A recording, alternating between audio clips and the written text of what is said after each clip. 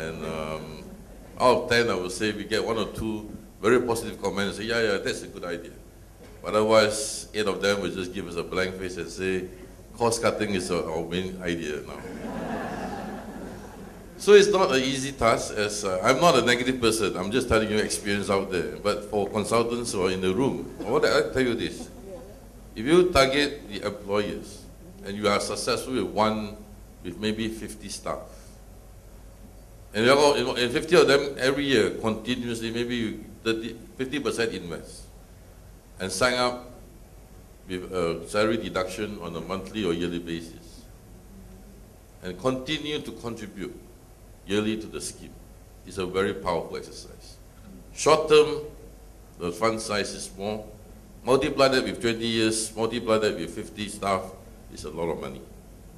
So you must think about it, not just an individual approach, but approaching employer, and then do an education process, hoping that if there are 100 staff, 50 will sign up, multiply that by many years, you will find that there is huge amount of savings that you can actually gather and help grow.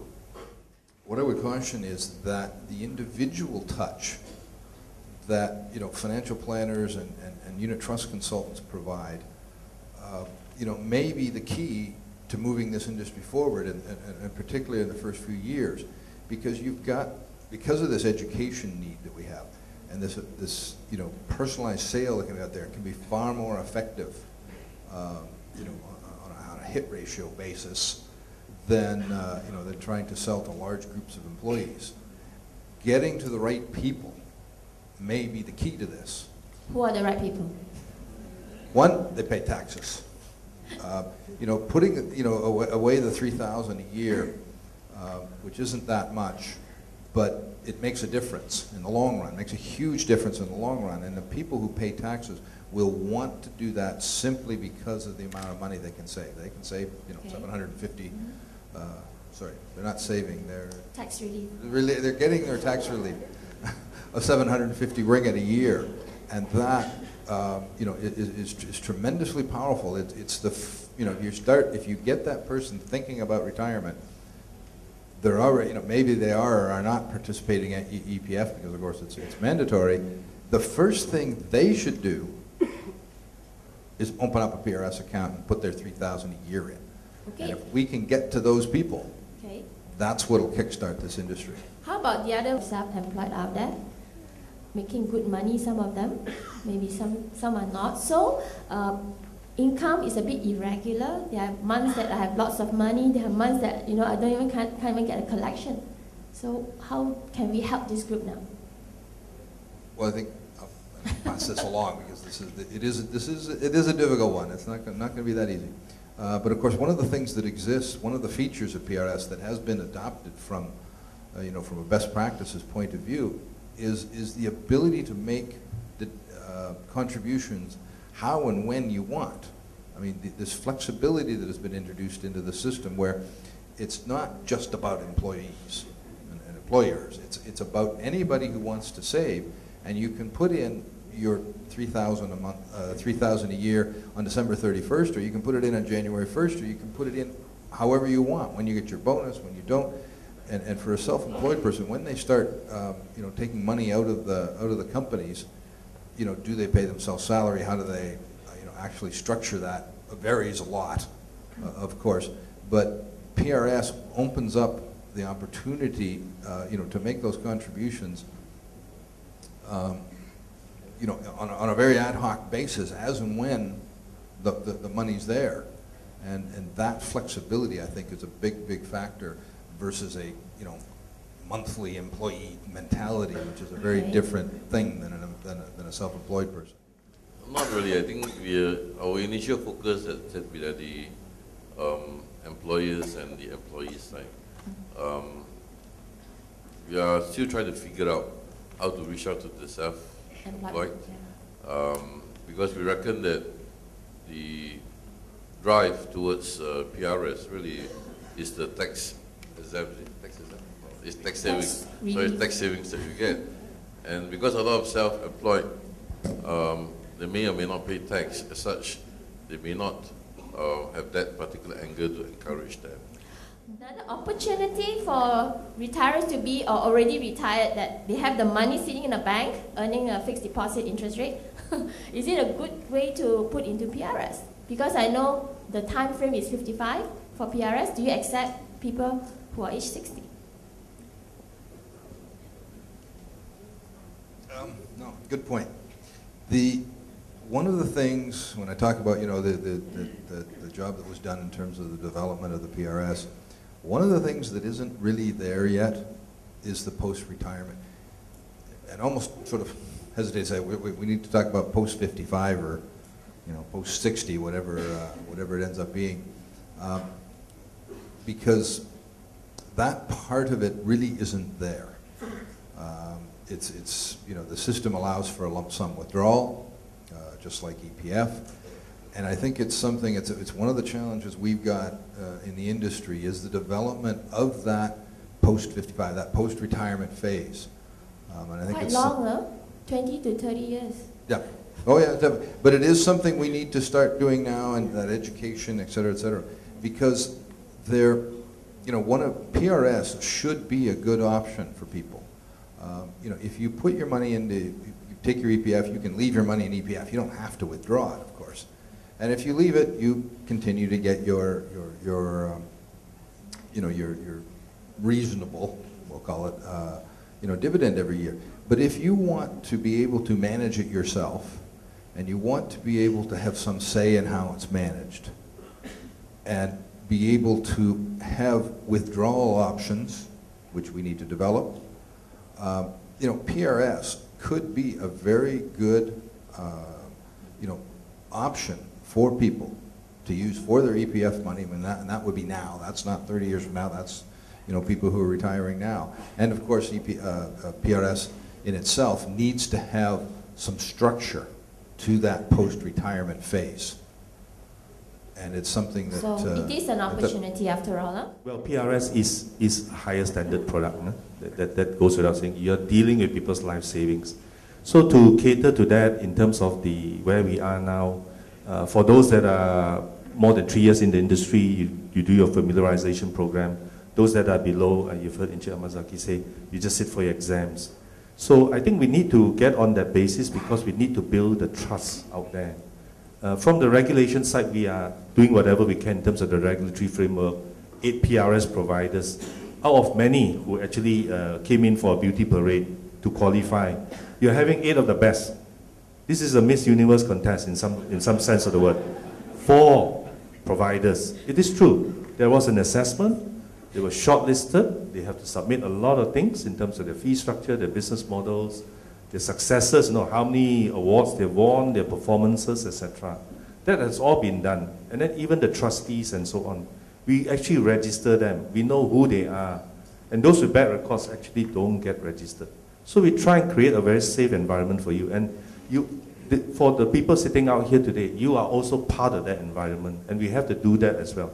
So this exam familiarization program is all out there. And there's this window period, as it were.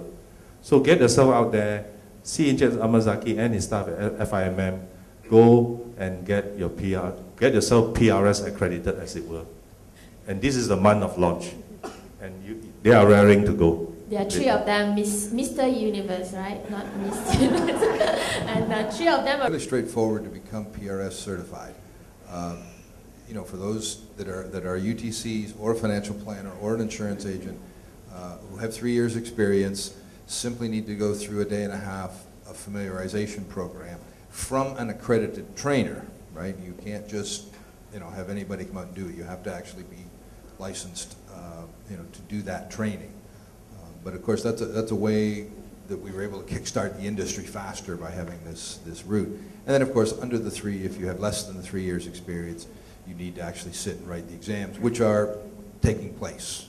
They've already started. The first batch has already been completed, and there's several other exams that'll happen. So it does open up the opportunity for for a lot of people to become certified to sell PRS. And it is important, to understand the product, even if financial planning, even if investments.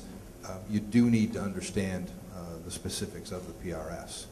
And so the opportunity is open to people with less than 3 years or the more than 3 years experience, to very quickly become certified, and all of the providers are working to make that happen. So let's move on. I think this will be our last segment. Yeah. And now we'd like to touch on the regulatory framework. And of course, congratulations. I read the papers last week, was it? We have an appointed PPA. Yeah, that was good news. And so I'd like to know, because with the regulatory framework, we know that there is certain structured procedures, policies you follow. At the end of the day, is to instill confidence and trust, isn't it? I mean, that we know that this is a lifetime investment. If anything happens, there's somebody there to watch out and protect us. Now, can you enlighten us, because people are asking me, what is this PPA all about? And I understand it's a separate organization. Of course, FIMM is self-regulatory organization. So what are these differences of the functions and responsibilities? Well, the PPA is a creature of the SC. So you have regulatory backing. So the PPA is basically a one-stop administrative center. And this model was taught about out of many jurisdiction study when the idea of PRS was first formed. The idea was, how do we get the administrative part out there? Do you let every provider do their own thing? And the Australian experience suggests that they have about the same population as Malaysia. Do you know how many accounts after 20 years of existence that they have? The ex-minister told us the other day. 34 million accounts. And a good number of them are dormant. Can you see the mess out there? That means they just keep starting, maybe with one provider over time. After a while, they move jobs. And Australia is quite a popular country where migrants come in and work, and then they leave. And they actually forget about their PRS balances. It's true. So it's almost unclaimed monies. Yeah. It's unclaimed monies. Well, the Australian government will have it one day if they have a schedule that says, if it's dormant, and then you file your UMA 6 or something like that. Then another 6 years it goes into the government consolidated funds in the context of Malaysia. Imagine that. So the idea of having a central agency administrator to have that consolidated account was actually very important. And out of that, the PPA was born, the Private Pension Administrator was born. And the board of directors and the chairman are actually appointed by the SC. Yamazaki is one of our pioneer board members on the first board. The CEO has to get our endorsement. That means we actually run a check on him. And you know how SC can check people, huh? We have a lot of ways of checking people. So you got a credible set of people looking after the business, as it were, for you guys. And that is actually the trust and confidence that we want to put out there onto the market, that it is a creature of the SC, and every movement, as it will be endorsed by the SC, subject to the diligence. And what does the PPA do? I think is you have availed yourself probably to their website, ppa.my, where it receives registration information from PRS providers, issue a lifetime private pension account number, one account, one unique account. Don't have the Australian experience where you have 6 or 7 and then after a while you lose track. Your last statement was left in the last house that you shifted from. You can't remember it anymore. How are you going to get to it? Okay. Hopefully. Okay, so what I'm hearing, this is one important selling point that when we want to educate the public about PRS, there's this PPA. The function is very important to instill the confidence, trust, So now, I'd like to hear from the providers now. What's your opinion of this helping in terms of implementing the scheme and with PPA together? Is there a roadmap that you are asked to, roll out in the next few years together with PPA? Well, the PPA role, of course, includes education and awareness. We're interested to see how well and how active and how much money they can afford to spend on that. But it'll certainly complement what we're doing. But each company, each provider is doing its own roadmap. I think the PPA is not driving the industry, if you want to put it that way. Their job is more regulation plus the education and awareness, as opposed to trying to develop the industry. Okay, so what's the roadmap It's then up to for, us. yeah, to individual providers, right? Would you like to share some of your roadmaps? Some of it, maybe, not all of it. Late this month, you'll know it all. But there's also a longer-term plan involved in this. No, but our plan is to get out there and work on education, work on awareness, and basically a focus of getting people into the system. Because the amounts are so small at the beginning, but the more people we can sign up, through that awareness and education piece, that's going to be the key to our business in the long term. And hence, we're looking at multiple channels and multiple ways. Your setup is pretty unique. Roadmap, we were planning with some events and organizers, and initially we thought of, hey, why not have a game on radio so that we can attract people to call in and sign up. The response from the radio station was, when you talk about PRS, nobody will call because nobody knows what you're talking about. So they said, instead of having a game, they said perhaps the first step was just to talk about PRS and keep explaining what PRS is. Because the more you talk about it, the more more frequent people hear about the words, the faster it sinks in. The first time you hear about it, it doesn't sink in, but repeatedly, if they hear about it, eventually they'll get that there is this thing called PRS that refers to their own private pension.